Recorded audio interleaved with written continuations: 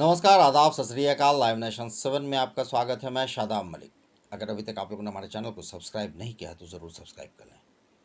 बिहार की राजनीति गरमाई है क्योंकि बिहार में उपचुनाव हुआ है और ये बोचहा विधानसभा सीट के लिए उपचुनाव 12 अप्रैल को संपन्न हो गया और इसमें 13 प्रत्याशियों की किस्मत ईवीएम में कैद हो चुकी है, जिसका फैसला 16 अप्रैल को आना है। और ऐसे में कयास कई लग रहे हैं, मगर जो टक्कर बताया जा रहा है वो है राजद, भाजपा और फिर वीआईपी यानी मुकेश सैनी की पार्टी में।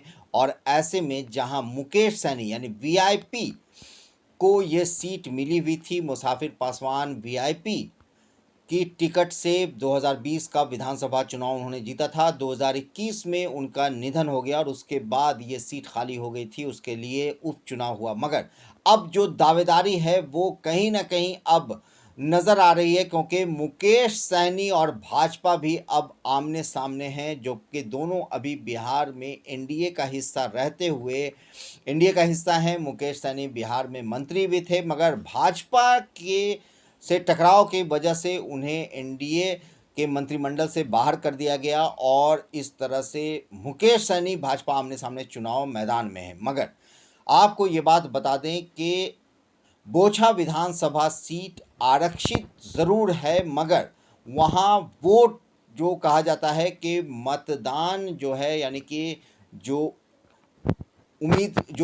मतदाता हैं वो अगड़ी जाति ही निर्णायक है। ऐसे में राजपूत, भूमिहार और ब्राह्मण के वोट से ही फैसला होना है। तो ये बात अब बताना होगा कि आखिर ये वोट किसको जा रहा है। तो आपको पहले ये बता दें कि मुकेश सैनी ने भी मल्लाहों का काफ़ी वोट काटा है, क्योंकि मल्लाहों का रुझान मुकेश सैनी की तरफ काफ़ी ज़्यादा हो चुका है। भले ही मुकेश सैनी ने पॉलिटिक्स में नए हैं, मगर जिस तरह से उन्होंने पॉलिटिक्स की है, कहीं ना कहीं उन्होंने बिहार में एक अपनी अच्छी पकड़ बना ली है। और ऐसे में जब भाजपा ने मुकेश सैनी को एनडीए गठबंधन के मंत्रिमंडल से बाहर करवाया तो कहीं ना कहीं ये मल्लाहों को खल गया है। अब मल्लाह मुकेश सैनी की तरफ रुझान कर रहे हैं, तो अगड़ों का रुझान भी बोचहा में भाजपा की तरफ नहीं दिख रहा है, क्योंकि भाजपा ने भी जिस तरह से एमएलसी के टिकट में सारण से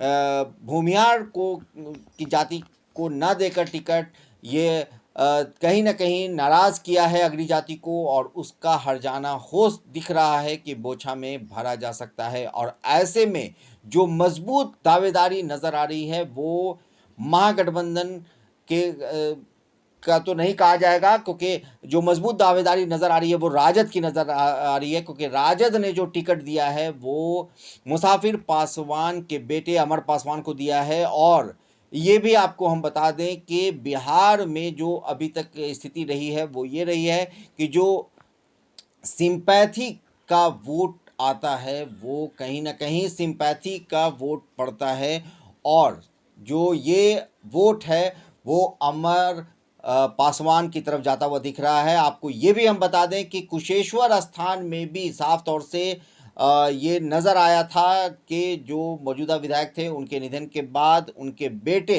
ने चुनाव जीता, और उसी तरह यहाँ भी नज़र आ रहा है कि बोचहा विधानसभा में होने वाले उपचुनाव में जीत राजद के प्रत्याशी अमर पासवान की हो सकती है। बहरहाल फैसला 16 अप्रैल को आना है और 16 अप्रैल को ये साफ हो जाएगा कि कौन जीता कौन हारा। आप बने रहे हमारे साथ, देखते रहे हमारा वीडियो। अगर अभी तक आप लोगों ने हमारे चैनल को सब्सक्राइब नहीं किया तो जरूर कर लें, साथ ही साथ ट्विटर हैंडल पर हमें फॉलो जरूर करें।